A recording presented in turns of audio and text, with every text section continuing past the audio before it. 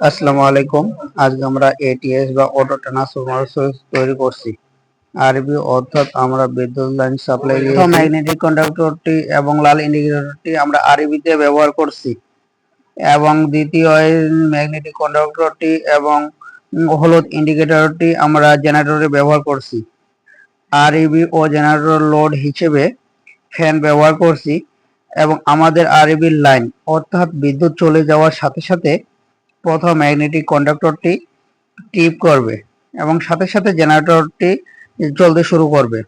যখন কারেন্ট আসবে তখনই আবার জেনারেটরের লাইনটি ট্রিপ করবে এবং কারেন্টের লাইন চালু হয়ে যাবে কিছু সময় পর। এখন আমরা এখানে ওয়ান ডিলে টাইমার ব্যবহার করছি, কারণ ওয়ান ডিলে টাইমার হান্টিং এর হাত থেকে রক্ষা করে এবং যার কারণে হান্টিং কারেন্টটি হওয়ার সম্ভাবনা কম থাকে।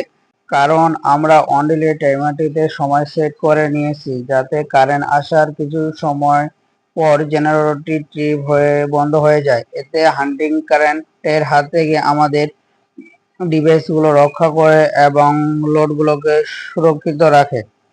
দ্বিতীয় সুইচটি অন করার সাথে সাথে আমাদের দ্বিতীয় ম্যাগনেট কন্ডাক্টরটি অন হয়েছে এবং প্রথমটি অন করার সাথে কিছু সেকেন্ড পর আমাদের প্রথম ম্যাগনেটিক কন্ডাক্টরটি অন হয়েছে এবং লোডগুলো জ্বলতে শুরু করছে।